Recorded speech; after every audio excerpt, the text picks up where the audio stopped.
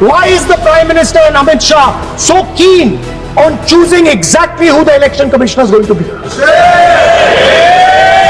In December 2023, this government changed the law. They changed the law to make sure that no election commissioner could be punished for any action they take while they are election commissioners. வணக்கம். ராகுல் Gandhi, the leader of opposition, நேற்று அவர் பேசிய அந்த உரைகளில் இந்த நாட்டு அரசாங்கத்தை பற்றி மட்டுமல்ல, இந்த நாட்டில் நடக்கக்கூடிய ஓட் சோரி, ஓட்டு திருட்டை பற்றின ஒரு ஆழமான டீடைல்டான ரிப்போர்ட்டை நேற்று பார்லிமெண்டிலும் எடுத்து வைத்திருக்கிறார் ராகுல் காந்தி. ஆனால் அவர் பேச தொடங்கிய நாளில் இருந்தே அவரை பேச விடாமல் ஒட்டுமொத்த ஆளும் கட்சி, முக்கியமாக அங்க அமர்ந்திருந்த சேர்பர்சன் உட்பட அனைத்து நபர்களுமே தடை போடக்கூடிய வேலையை பார்த்தார்கள். பிகாஸ் ராகுல் காந்தி கேட்ட கேள்விகள் அந்த மாதிரி, ராகுல் காந்தி எடுத்து வைத்த வாதங்கள் அந்த மாதிரி, அவர் கேட்ட ஒவ்வொரு கேள்விக்கான எந்த விதமான பதிலும் கிடைக்காமல் தத்தளித்துக் கொண்டிருக்கக்கூடிய அமித்ஷாவுடைய முகத்தை நீங்க பார்த்திருக்க வேண்டும். ராகுல் காந்தி ஒவ்வொரு வார்த்தையும் கேட்கும் போது பிஜேபியினர்களுடைய அந்த முகத்தை நீங்க பார்த்திருக்க வேண்டும். அந்த அளவில் ஒரு பதற்றத்தை நேற்று ராகுல் காந்தி உருவாக்கிவிட்டார். காரணம் என்ன? தேர்தல் ஆணையம் பிஜேபிக்கான ஒரு தனிப்பட்ட அமைப்பு கிடையாது. ஆனால் தேர்தல் ஆணையத்தின் மீது ஒரு கேள்விகள் வெளிவரும் போது பிஜேபிக்கு பிரச்சனை வெடிக்க தொடங்கி விடுகிறது. பிஜேபி தேர்தல் ஆணையத்தை காப்பாற்றுவதற்காக முன் வந்து ப்ரொடெக்ட் செய்யக்கூடிய வேலையை பார்க்க தொடங்கி விடுகிறார்கள். அதே நேரத்தில் ராகுல் காந்தியுடைய கேள்வி, அதற்கான நேரடி பதில் தேர்தல் ஆணையம் கொடுத்திருக்க வேண்டும். ஆனால் தேர்தல் ஆணையம் எந்த கேள்விக்கு பதில் கொடுத்திருக்க வேண்டுமோ அந்த கேள்விக்கு பதில் கொடுக்காமல் எதிர்கட்சிகள், இந்தியா அலைன்ஸ், ராகுல் காந்தி அவர்களையே குற்றவாளி கூண்டில் நிறுத்தக்கூடிய வேலையை கடந்த 3-4 மாதங்களாக பார்க்க தொடங்கிவிட்டது. இந்த ஒட்டுமொத்த விஷயத்தில் ராகுல் காந்தி நேற்று என்னெல்லாம் பார்லிமெண்டில் பேசினார், எந்த விதமான கேள்விகள் எடுத்து வைத்தார் என்கிற ஒவ்வொரு விஷயத்தையும் நான் உங்களுக்கு முன்பு எடுத்து வைக்க போகிறேன். அதனால் இந்த வீடியோவை கடைசி வரை பாருங்கள். உங்களுக்கு புரிய வரும் எந்த விதத்தில் இந்த நாட்டை கடந்த 11 ஆண்டுகளில் தள்ளிவிட்டார்கள். முக்கியமாக 2024ஆம் ஆண்டு தேர்தலுக்கு முன்பு, அதற்கப்புறம் எப்படியெல்லாம் ஆட்சி மாற்றம் நடந்தது, சட்டங்கள் மாற்றங்கள் நடந்தது, அனைத்தையுமே நீங்கள் பார்க்க போகிறீர்கள். இந்த நாட்டில் ஜனநாயகத்தை அழிக்கக்கூடிய வேலையை இவர்கள் பார்த்திருக்கிறார்கள். ராகுல் காந்தியுடைய அந்த உரை தொடங்கியதிலிருந்து ராகுல் காந்தி ஒரு காதியை வைத்து ஒரு விஷயத்தை புரிய வைக்க பார்த்தார். அதாவது நாடு முழுவதும் வெவ்வேறு மாநிலங்களில் வெவ்வேறு துணிகள் இருக்குது, ஆடைகள் இருக்குது. காஞ்சிபுரம், அப்புறம் வெஸ்ட் பெங்காலுக்கு போனீங்கன்னா அங்கே உள்ள ஒரு ஆடை, அசமுக்கு போனீங்கன்னா அங்கே உள்ள ஆடை. இந்த ஆடைகளை நீங்கள் பார்த்தீர்கள்னா ஒரு தனிப்பட்ட நூலால் திரிக்கக்கூடிய ஒரு துணி. வெறும் நூல் உங்களை எப்பவுமே ப்ரொடெக்ட் செய்யாது, உங்களுடைய மானத்தை காப்பாற்று, வெயிலோ கோடை காலமோ அதையெல்லாம் அது பாதுகாக்காது. ஆனால் அந்த நூலை ஒரு துணியாக நீங்கள் மாற்றுறதுக்கு பின்புதான் அது ஒரு ஆடையாக மாறுகிறது. அதுதான் உங்களை போர்த்தி உங்களை காப்பாற்றக்கூடிய வேலையை பார்க்கிறது. காதி என்கிற இந்த வார்த்தையை கேட்ட உடனேயே ஆர்எஸ்எஸ் கும்பல், பிஜேபி கும்பல் அவர்களுக்கு அப்படியே பதற்றம். காதி ஏன்? மகாத்மா காந்தியுடைய ஒரு மிக முக்கியமான ஆயுதம். மகாத்மா காந்தி காதி என்கிற பெயர்ல ஒட்டுமொத்த இந்தியாவை இணைத்து விட்டார். சாவர்கரால் அதை சாதிக்க முடியவில்லை. ஆர்எஸ்எஸ், பிஜேபி இவர்களுக்கு அந்த காதி என்கிற வார்த்தையை கேட்டாலே அப்படியே பத்தி எரிகிறது. அதே இடத்தில் மகாத்மா காந்தி ஒரு நாள் முன்பு வந்தே மாத்திரம் என்கிற அந்த வார்த்தையை வைத்து 10 மணி நேரம் டிபேட்டை நடத்திய நபர்கள் இவர்கள் தான்.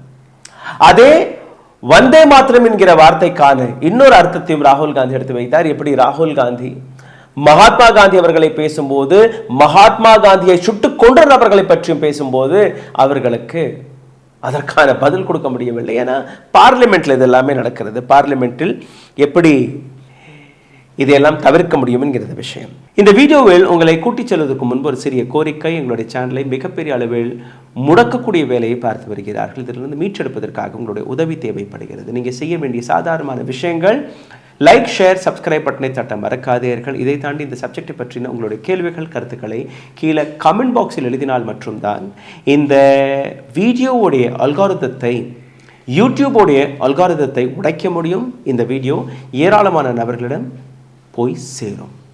இதை தாண்டி எங்களை பொருளாதார ரீதியாக சப்போர்ட் செய்ய நினைக்கக்கூடிய நபர்கள் அருகே எழுதியிருக்கக்கூடிய QR கோடை ஸ்கேன் செய்து அதையும் தெரிவிக்கலாம்.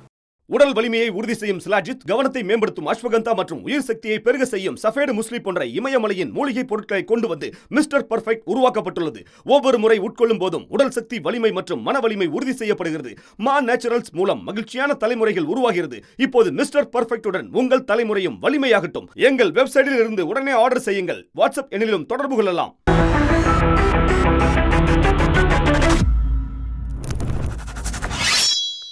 Fabric of India, which connects 1.4 to 1.5 million people, 140-150 கோடி மக்களுடைய இந்த மிகப்பெரிய நாட்டை ஒரு துணி என்பது, காதி என்பது எப்படி இணைக்கிறது என்கிற அந்த விஷயத்திலிருந்து அவர் தொடங்குகிறார்.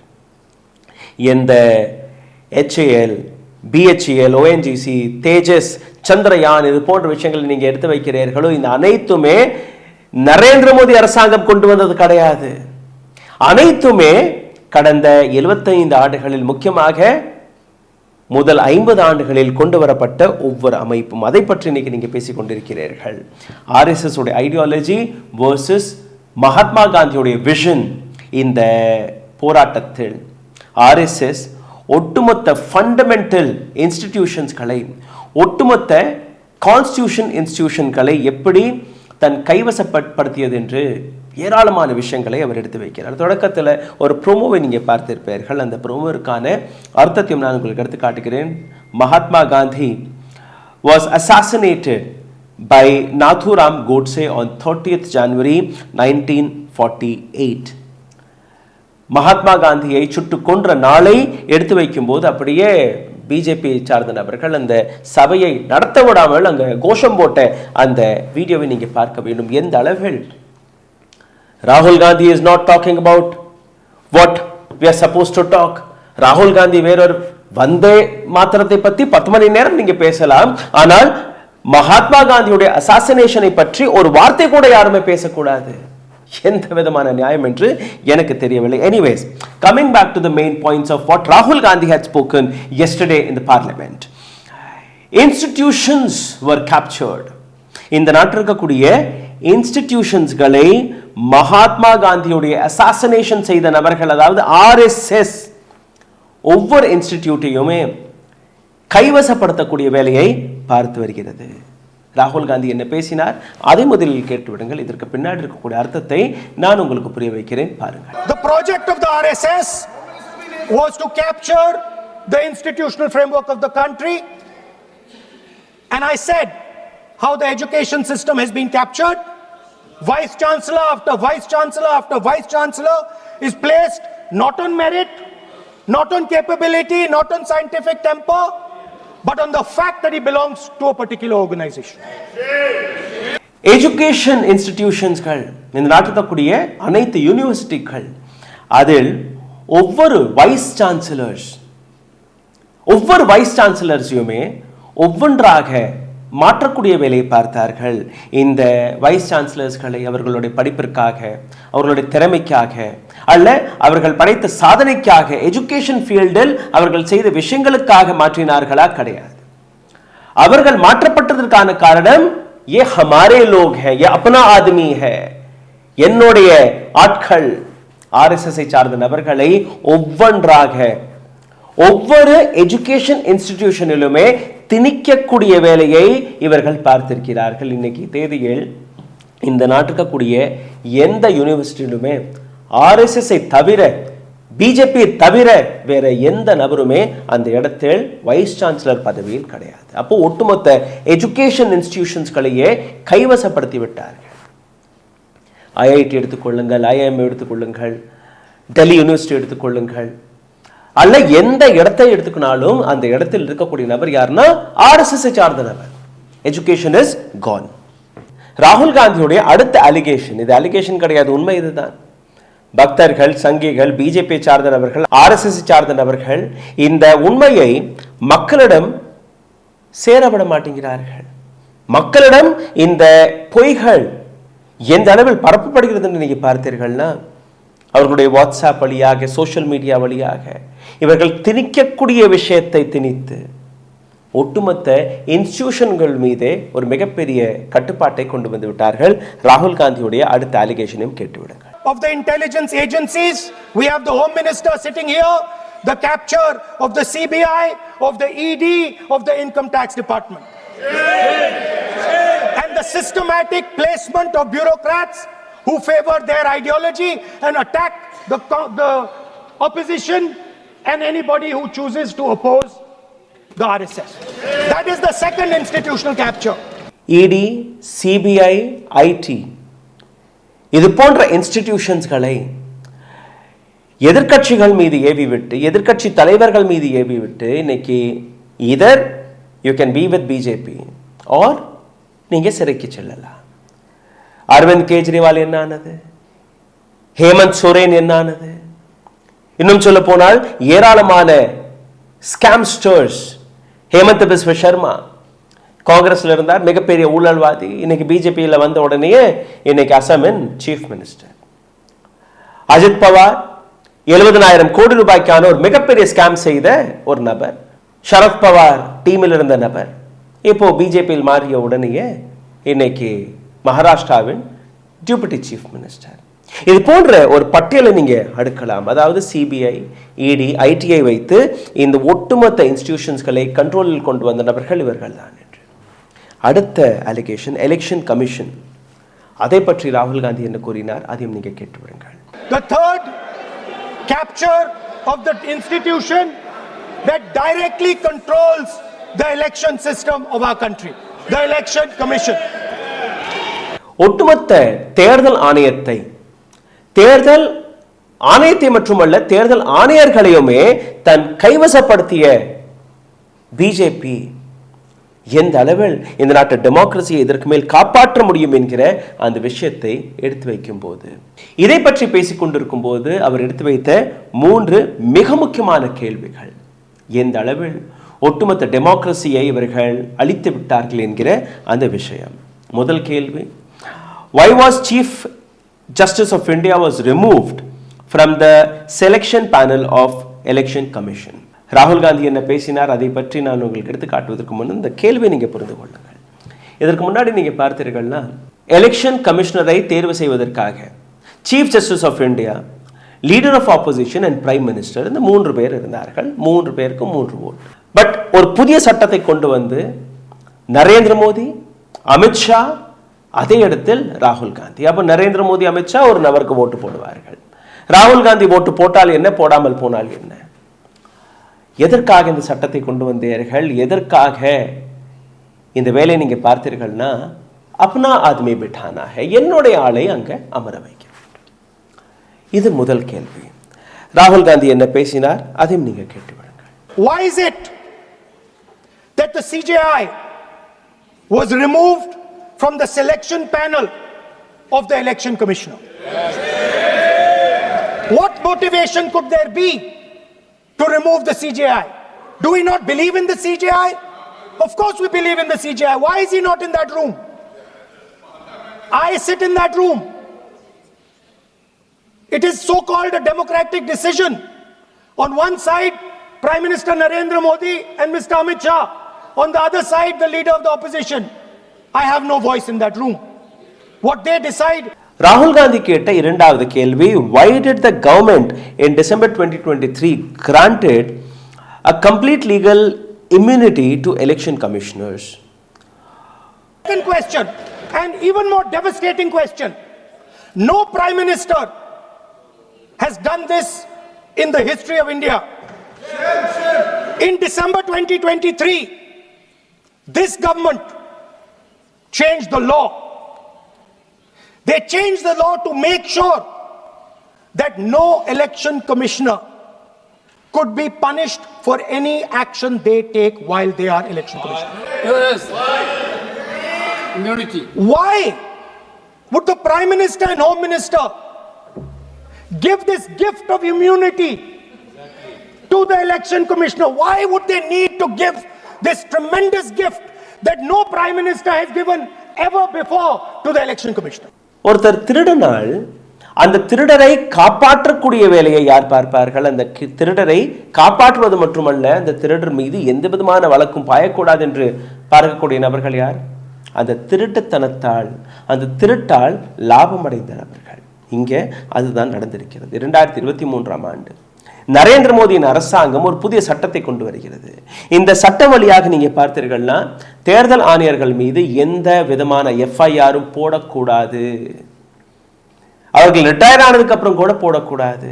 அவர்கள் சாகும் வரை எந்த விதமான வழக்கும் அவர்கள் மீது போடக்கூடாது என்கிற ஒரு சட்டத்தை கொண்டு வந்தார்கள். இதற்கு முன்னாடி எந்த பிரைம் மினிஸ்டருமே ஒரு தேர்தல் ஆணையரை காப்பாற்றுவதற்காக இந்த அளவில் சட்டத்தை கொண்டு வரவில்லை. அப்போ தேர்தல் ஆணையத்தை வைத்து எந்த விதமான திருட்டு வேலையும் நீங்க செய்யலாம், அவர் மீதுதான் வழக்கே பாயாது. அப்போ எதற்காக இந்த சட்டத்தை கொண்டு வந்தீர்கள்? திருட்டுத்தனத்தை மறைப்பதற்காக, திருடரை காப்பாற்றுவதற்காக. ராகுல் காந்தி கேட்ட மூன்றாவது கேள்வி, சிசிடிவி ஃபுட்டேஜை அடுத்த 45 நாட்களுக்குள் நாங்கள், அதாவது தேர்தல் முடிந்து 45 நாட்களுக்குள் அழித்து விடுவார்களா? Why was the law with regards to CCTVs and the data that they contain changed? Why was a law put in place that allows the election commission to destroy CCTV footage 45 days after the election? What is the need? The answer given is it is a question of data. It is not a question of data. It is a question of stealing the election. உங்க வீட்டில் ஒரு CCTV footage பொருத்தப்பட்டிருக்கும். அங்கே ஏதோ ஒரு திருட்டு நடந்திருக்குன்னு நீங்கள் வச்சுக்கோங்க. போலீஸ் அந்த இன்வெஸ்டிகேஷனை நடத்துகிறார்கள். போலீஸ் அந்த சிசிடிவி ஃபுட்டேஜை எடுத்துகிட்டு போகிறாங்க. 2-3 நாட்கள் கழித்து போலீஸ் அந்த சிசிடிவி ஃபுட்டேஜ் அழிஞ்சு போச்சு, அது உங்களுக்கு கொடுக்க முடியாது, அது சட்டத்திற்கு எதிரானது என்று கூறினால் என்ன நினைப்பீர்கள்? அப்போ போலீஸும் அந்த திருடனும் ஒன்றாக சேர்ந்து அந்த திருட்டை பார்த்திருக்கிறார்கள். அதனால்தான் போலீஸ் அந்த சிசிடிவி ஃபுட்டேஜை காட்ட மறுத்து வருகிறது. இப்படிதான் நினைப்பீர்கள். அல்ல, ஒரு திருடனை காப்பாற்றுவது மட்டுமல்லாமல் போலீஸும் அந்த திருடனுடன் சேர்ந்து அந்த பணத்தை எடுத்துவிட்டதாக தான் நீங்கள் நினைப்பீர்கள். அப்போ இங்கே என்ன நடந்திருக்கு? எதற்காக பிஜேபி துள்ளி குதிக்கிறது? சிசிடிவி ஃபுட்டேஜை எதற்காக நீங்கள் டிலீட் செய்ய வேண்டும் கேட்டால், டேட்டா, எவ்வளோ டேட்டா வேணும் உங்களுக்கு? 100 hard disk, 1000 hard disk, 2000 hard disk, cloud space, அதுதானே வேணும். எதற்காக நீங்கள் டிலீட் பண்ணணும் 45 நாட்களுக்குள்ள? 1 வருடம் இருக்கட்டும், 2 வருடம் இருக்கட்டும், இல்லை 10,000 வருஷம் வேணாலும் நீங்கள் அந்த ரெக்கார்ட்ஸ்களை வைத்துக் கொள்ளலாமா இல்லையா? இந்த நாட்டின் டெமோக்ரஸிக்கான ஆதாரங்களா இல்லையா? அதற்கான ஒரு சட்டம், அதை மாற்றுவதற்கான ஒரு சட்டம்.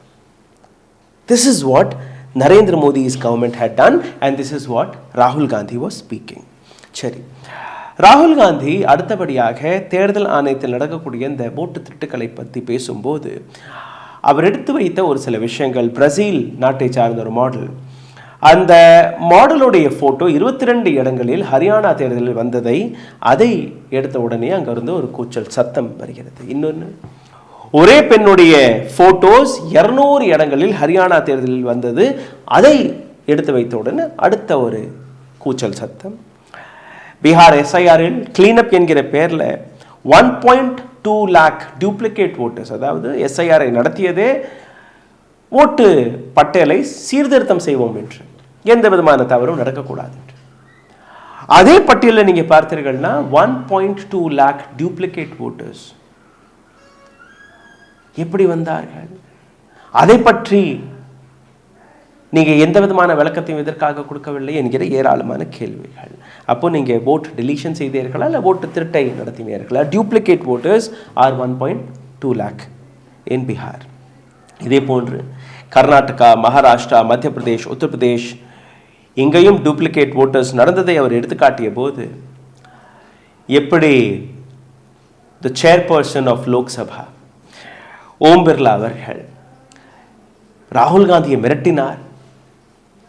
இந்த சபையை நாங்கள் நடத்த விட மாட்டோம், நீங்க நினைக்கும்படியெல்லாம் நடக்காது. அப்போ பார்லிமெண்ட்டில் அமர்ந்திருக்கக்கூடிய அந்த சேரில் அமர்ந்திருக்கக்கூடிய நபர்கள் கூட பிஜேபிக்காக தான் சாதகமாக வேலை பார்த்து வருகிறார்கள். அவர்களுக்கு சாதகமாக தான் பேசும்போது எப்படி ஒரு ஜனநாயகத்தை நீங்க பார்க்க முடியும்?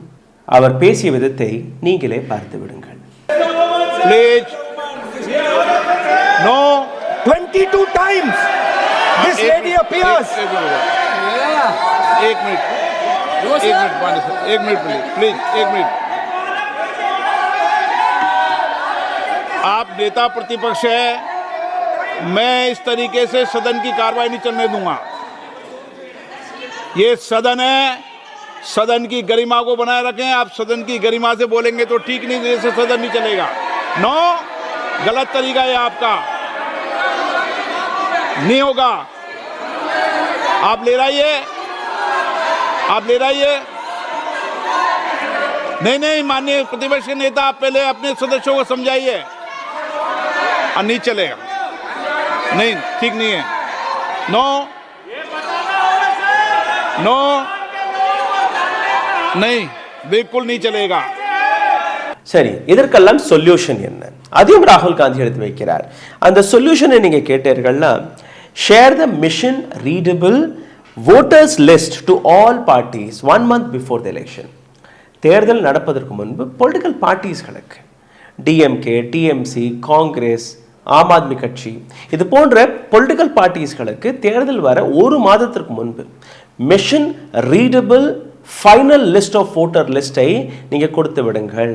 அதை வைத்து நாங்களே சீர்திருத்தம் பார்த்து கொள்ளலாம். நாங்களே டூப்ளிகேட் ஓட்டு எவ்வளோ, ஒரே பெண்ணின் பெயரில் எத்தனை இடங்களில் ஃபோட்டோஸ் இருக்குது, ஒரே நபர் பெயரில் எத்தனை இடங்களில் ஃபோட்டோஸ் இருக்குது, அதெல்லாம் நாங்கள் பார்த்துருவோம். அதற்கான மெஷர்ஸ்களை நாங்கள் எடுத்து விடுவோம் என்கிற ஒரு விஷயம். ரெண்டாவது, revise the law allowing destruction of CCTV footage. நீங்கள் கொண்டு வந்த இந்த சட்டம் இருக்கு இல்லையா, சிசிடிவி ஃபுட்டேஜை டிலீட் செய்வதற்கான இந்த சட்டம், அந்த சட்டத்தை மாற்றுங்கள். அந்த சட்டம் இருக்கக்கூடாது. அந்த சட்டம் இருந்தாலே இந்த நாட்டில் ஜனநாயகத்தை அழிக்கக்கூடிய வேலையை இவர்கள் பார்ப்பார்கள்.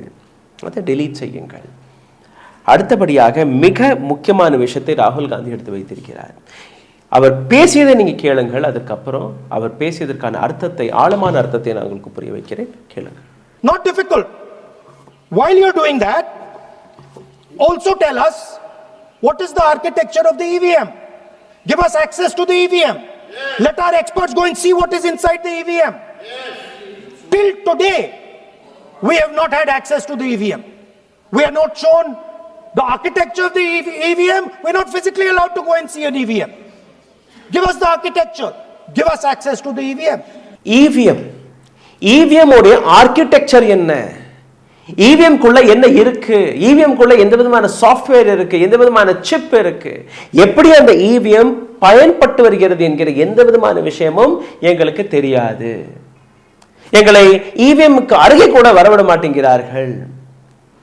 வெளியில இருந்து நான் பட்டன் அமுக்கிறேன், அந்த பட்டன் யாருக்கு ஓட்டு போகுது, யாருக்கு ஓட்டு போகலை, சரியாக வேலை பார்க்கிறதா இல்லையா என்கிற விஷயத்தை தேர்தல் ஆணையம் விளக்க வேண்டுமா இல்லையா?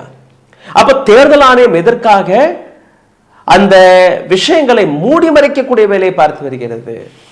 இதே EVM-ஐ தயாரிக்கக்கூடிய கம்பெனிகள், அந்த கம்பெனிகள் இருக்கக்கூடிய போர்ட் ஆஃப் மெம்பர்ஸ், அதில் ஏராளமான நபர்கள் பிஜேபியை சார்ந்த நபர்கள் இருக்கிறார்கள். அப்போ எந்த விதமான தில்லுமுள்ளும் அவர்கள் செய்ய முடியும் என்கிற விஷயம். EVM உடைய ஆர்கிடெக்சர் ஸ்ட்ரக்சரை பற்றி எங்களுக்கு தெரிய வையுங்கள், அதையும் கேட்டிருக்கிறார். இதை தாண்டி remove the illegal immunity grand for election commission, அடுத்த சட்டத்தை கொண்டு வந்தீர்கள் இல்லையா, தேர்தல் ஆணையர் மீது எந்த விதமான வழக்கும் போடப்படாது என்று. அந்த சட்டத்தை ரிவர்ஸ் செய்யுங்கள். ஒரு தேர்தல் ஆணையருக்கும் பயம் இருக்கணும். நான் தவறு செய்தால் என் மீது வழக்கு பாயும், நான் தவறு செய்தால் இந்த நாட்டு மக்களுக்கு நான் பதில் கொடுக்கணும். ஆனால் நீங்க என்ன செய்து வைத்திருக்கிறீர்கள்? தேர்தல் ஆணையரை காப்பாற்றுவதற்காக ஒரு சட்டம். இந்த விஷயங்களை ராகுல் காந்தி மிக தெளிவாக எடுத்து வைக்கும்போது அரசாங்கத்திடம் எந்த விதமான பதிலும் கிடையாது. அரசாங்கம் ஓட்சோரி என்கிற விஷயத்தில் எந்த அளவில் சிக்கி இருக்கிறார்கள். 3க்கும் மேற்பட்ட பிரஸ் மீட்ஸ்களை வைத்த பின்பு கூட சுப்ரீம் கோர்ட்டில் இதற்கான வாதம் பிரதிவாதம் நடந்து கொண்டிருக்கும் போது கூட, நேற்று பார்லிமெண்டில் இந்த விஷயத்தை பற்றி இவ்வளவு ஆழமாக எடுத்து வைத்த பின்பு கூட அரசாங்கம் மழுப்பக்கூடிய வேலையை பார்த்து வருகிறது. தேர்தல் ஆணையத்தை காப்பாற்றக்கூடிய வேலையை பார்த்து வருகிறது. தேர்தல் ஆணையம் பிஜேபியை காப்பாற்றுவது, பிஜேபி தேர்தல் ஆணையத்தை காப்பாற்றுவது. அப்போ சிந்தித்து பாருங்கள், எந்த அளவில் தேர்தல் ஆணையம் மற்றும் பிஜேபி இந்த நாட்டில் இருக்கக்கூடிய ஜனநாயக உரிமைகளை, அதிகாரங்களை அழிக்கக்கூடிய வேலையை பார்த்து விட்டார்கள். இதை பற்றி கேள்வி கேட்டால் சபையை நடத்தவிட மாட்டோம் என்கிற ஒரு மிரட்டலை வேறு கொடுத்து வருகிறார்கள். சிசிடிவி ஃபுட்டேஜ், அதற்கான சட்டத்தை மாற்றுங்கள். தேர்தல் ஆணையர் மீது எஃப்ஐஆர் போடலாம், தேர்தல் ஆணையர் மீதும் வழக்குகளை போடலாம் என்கிற அந்த சட்டத்தை கொண்டு வர வேண்டும். மூன்றாவது, தேர்தல் ஆணையரை தேர்வு செய்வதற்கான நீங்க எந்த சட்டத்தை கொண்டு வந்தீர்களோ அந்த சட்டத்தையும் ரிவர்ஸ் செய்யுங்கள். இதுல leader of opposition, chief justice of India மற்றும் பிரைம் மினிஸ்டர், இந்த 3 பேர் இருந்தால் மட்டும்தான் இந்த நாட்டில் ஒரு ஜனநாயக வேலையை பார்க்கக்கூடிய ஒரு அமைப்பு தேர்தல் ஆணையம், அவர்கள் டிரான்ஸ்பரண்டான முறையில், நேர்மையான முறையில் நடந்து கொள்கிறார்களா இல்லையா என்கிற விஷயத்தை இந்த நாட்டு மக்கள் நம்ப தொடங்குவார்கள். இந்த வீடியோ உங்களுக்கு பிடித்திருந்தால் இதை பகிருங்கள். உங்களோட கேள்விகளை, கருத்துக்களை கீழே கமெண்ட் பாக்ஸில் எழுதிவிடுங்கள். இதை தாண்டி எங்களை சப்போர்ட் செய்ய நினைக்கக்கூடிய நபர்கள் அருகே எழுதியிருக்கக்கூடிய QR கோடை ஸ்கேன் செய்து உங்களால் முடிந்த உதவியை தெரிவிக்கலாம். நன்றி, வணக்கம். ஊடகம் கார்ப்பரேட் அரசியல்வாதிகளின் கைப்பாவையாக, அடிமைகளாக இருந்தது போதும். இனி சாட்டை எடுத்து சுழற்றும் நேரம் வந்துவிட்டது. ஊடகம் பொதுமக்களாகிய உங்களுக்காக, உங்களாலேயே இயக்கப்பட வேண்டும். ஊடக சுதந்திரத்திற்காக உங்களின் பங்களிப்பை இன்றே அளித்திடுங்கள்.